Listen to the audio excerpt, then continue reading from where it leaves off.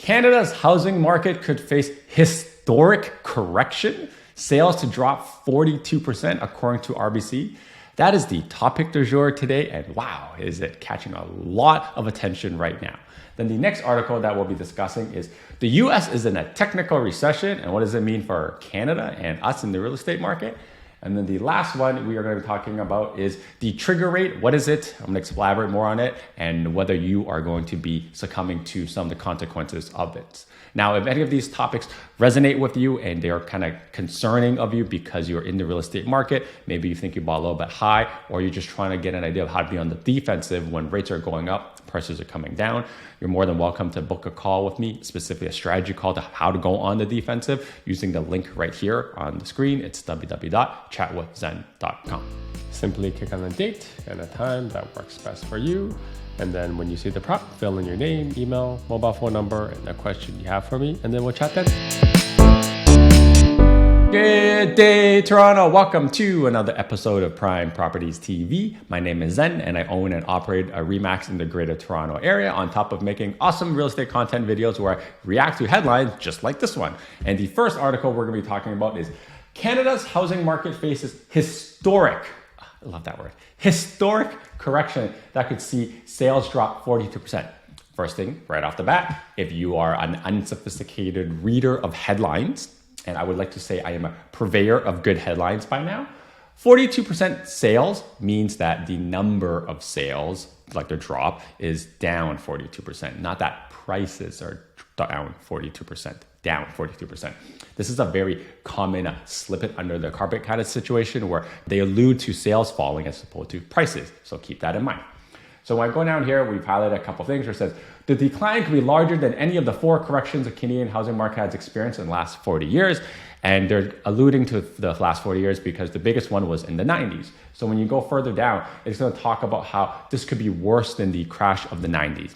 And when we go back into history of 90s, the market was stagnant for about 10 years and prices came down about 28% in total over that course. And it was really rough, right? This is where interest rates went really, really high. But again, people are always trying to compare us to the 90s. It's very different because the debt to GDP is totally different from what it is right now. And this idea of we can hike interest rates into 18% like what happened in the 90s, I don't think it's happening, because if that happens, we have way more problems in our world than just house prices. Yeah.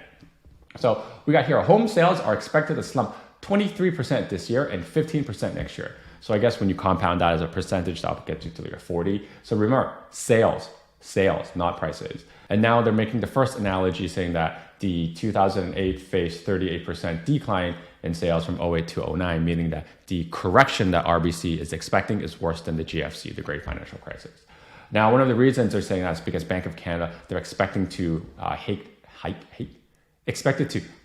the interest rate to 3.25% by the end of the year. And we're at 2.5 right now. So I see this as totally normal because come September 7th, I'm also anticipating a 75 basis point rate hike now.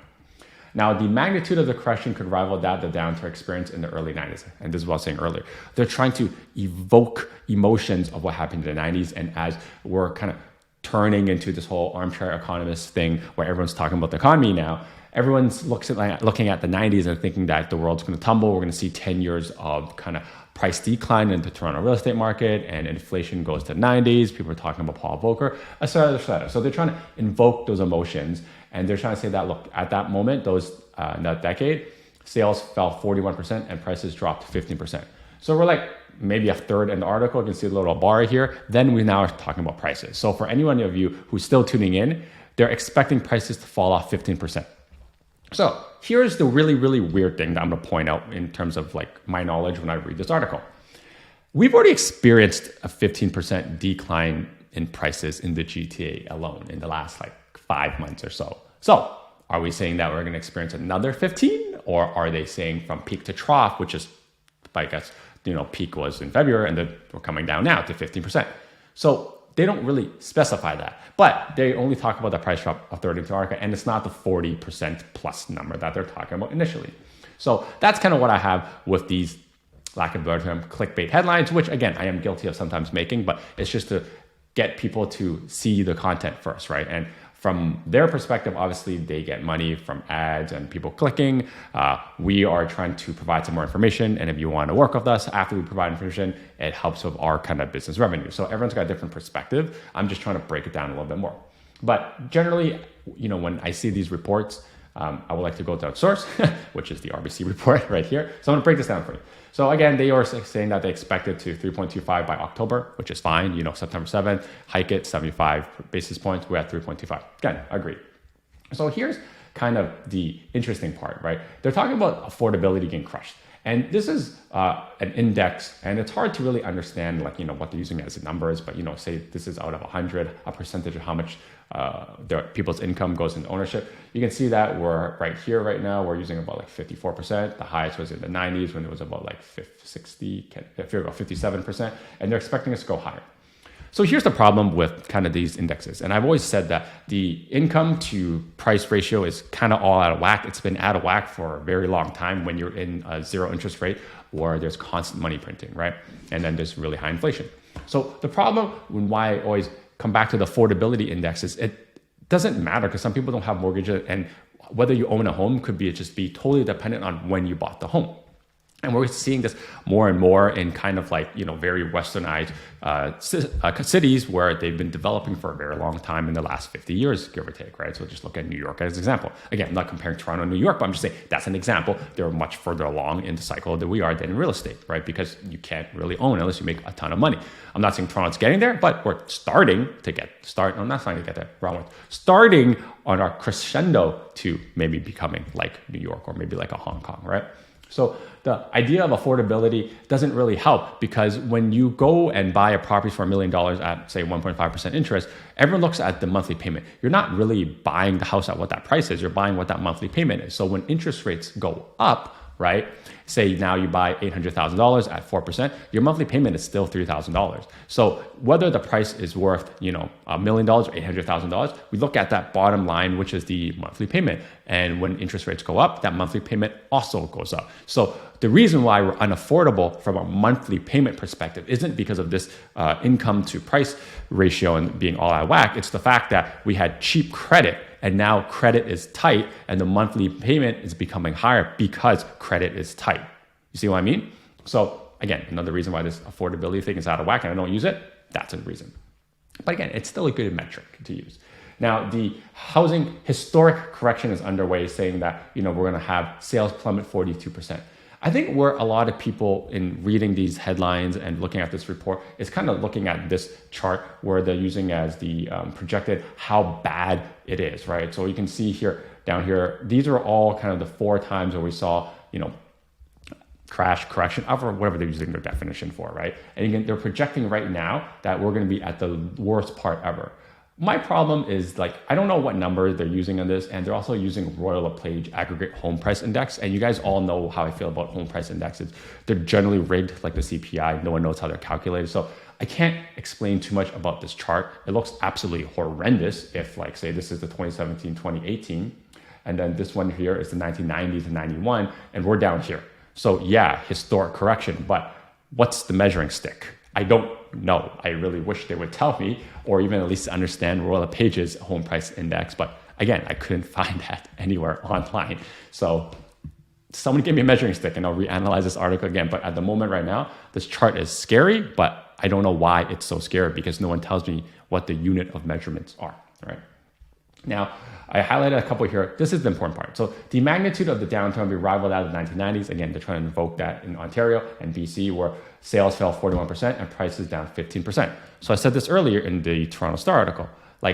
Sales come down 40%, which is fine. So this is why I looked in this chart for you, right? So you can see here, this is TREB's historic data. If we were to come down 42% from 120,000, which is an all-time high, if I'm doing my math correctly, you're off 50 grand. So we'll come to about 75,000 sales, give or take, right? Which kind of puts us back into 2018. Now, I remember 2018 being a relatively slow year if you've been in the industry long enough. And if you go back enough, you're back into the early 2000s. So they were slow, right? But Is it the end of the world where no one's transacting anymore? No, because 70,000 transactions is still very healthy.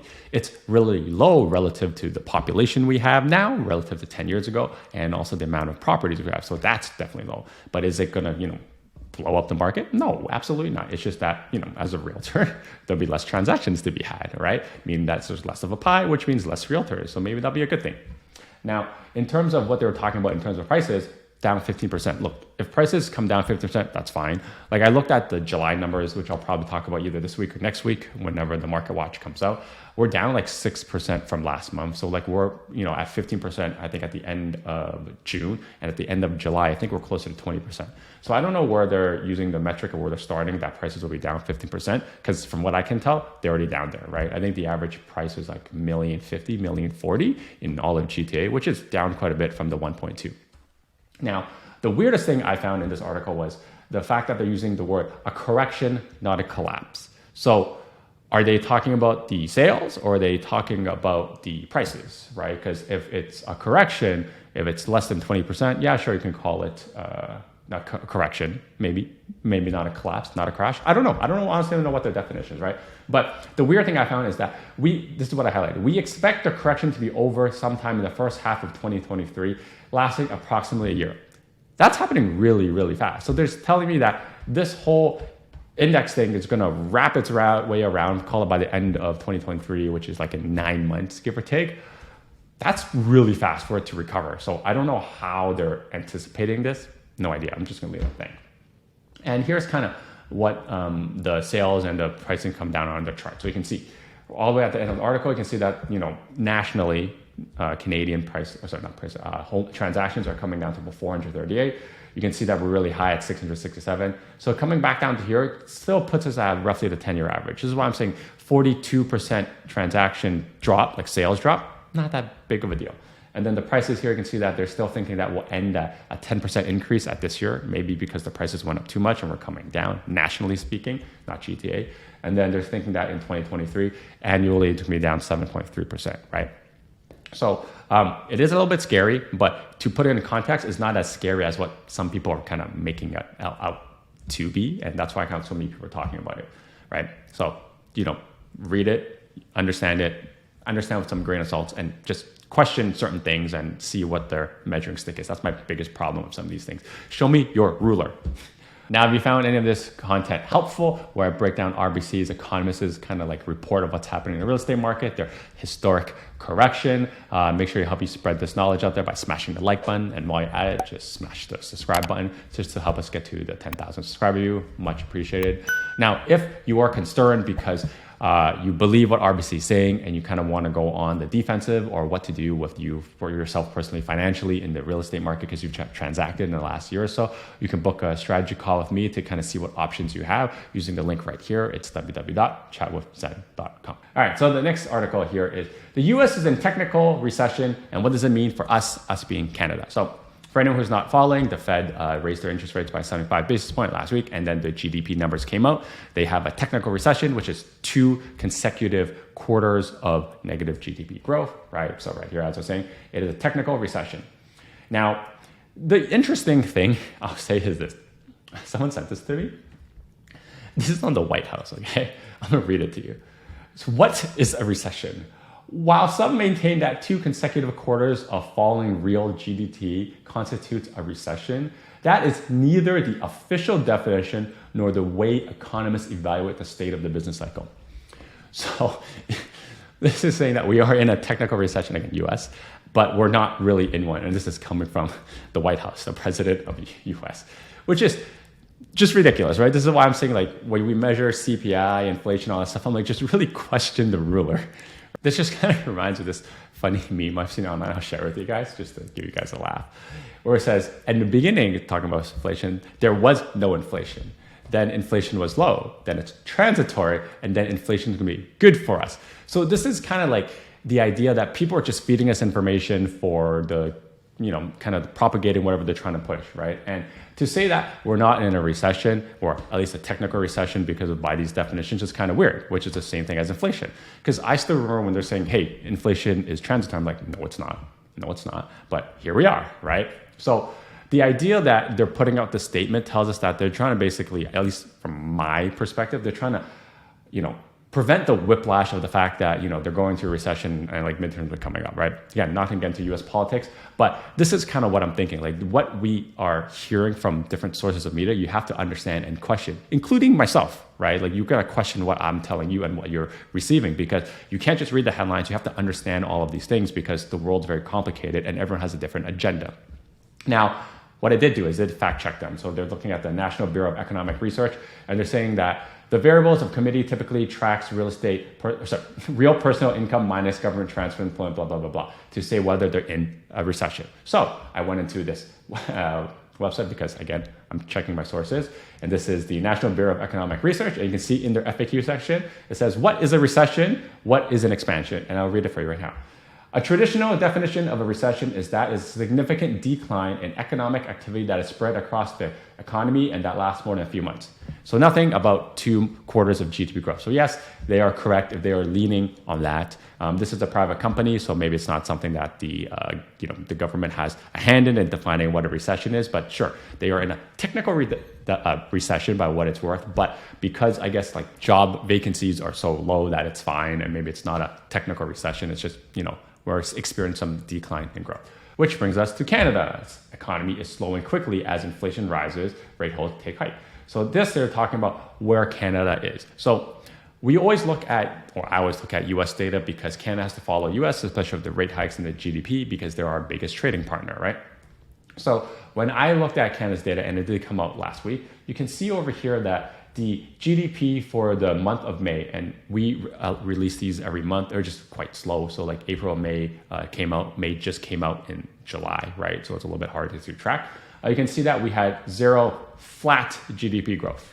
And if I go back to say April, we're at 0.3%. So we haven't seen negative GDP decline just yet in Canada. So I don't think we're in a technical recession. It's just that we're seeing a lot of slowing down in GDP.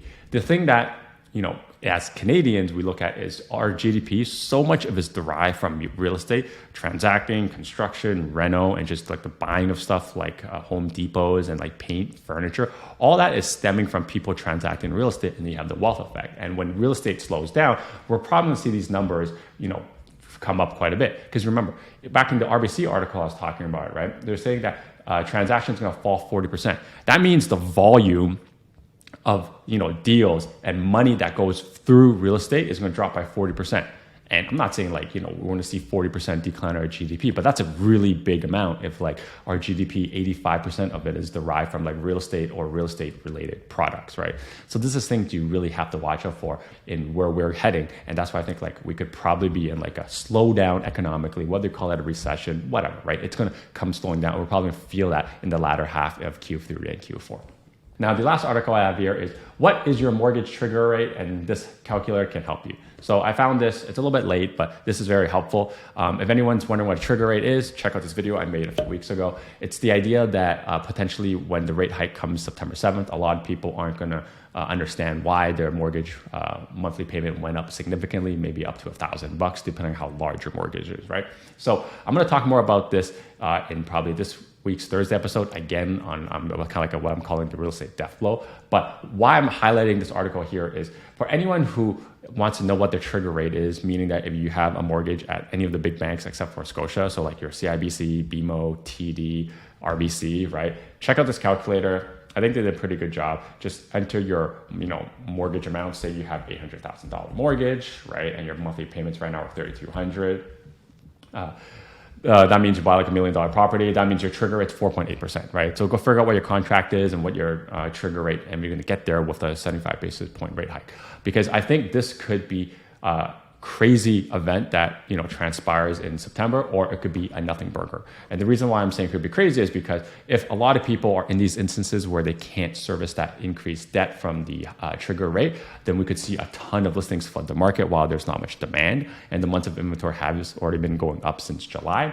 Or the other thing is, like, I've talked to a couple of my brokers, there are ways around the trigger rate where like you could basically just like do an all interest payment, which Sounds really weird, but it's like a loophole you can go around OFC. If you want to learn more about that, you can just reach out to me. But it's this weird thing that I think could lead to a systemic issue like further down the line, because if you have an interest-only mortgage payment, what happens at renewal? Are we just kicking the can down the road? Again, these are a lot of questions I'm just kind of thinking about right now in the mornings when I'm going through some of this content, and it's wild, right? So that's why come September, there's a lot of things happening, and we're going to get a very clear direction of where the market is heading. It's just at the moment right now, it's really hard. There's too much like fog of war out there because we don't know what's going to happen. The inventory, the trigger rates, the amount of buyer demand, this potential 75 basis point rate hike comes September 7th, right? So I'm just putting all this information out there to help you guys get an idea of what I'm thinking through. And that's why sometimes I don't have a full conclusive idea of what's happening when I have these reaction videos, because these headlines and these articles that I'm reading, they're invoking some kind of like thought-provoking ideas for me to see where I think the market is heading. But when I keep thinking about it, it's still kind of unsure because there's so many unknowns, right? So I'm just trying to provide you what's going on through my head to give you an idea of what's going on in the real estate market and what could and could not happen, so that you guys can have some critical thinking and come to your own conclusions by your own. Now, if you found any of these kind of articles out here kind of a little bit troublesome for where you are financially or with your portfolio or in the real estate market, you're more than welcome to book a strategy call with me using the link on the screen right here. It's www.chatwithzen.com. Until next time, your move, your future. See ya. Now that you're done watching this one, how about this one? Oh, you know what? This one's good too. Ooh, this one's really good. You know what? Just watch them both.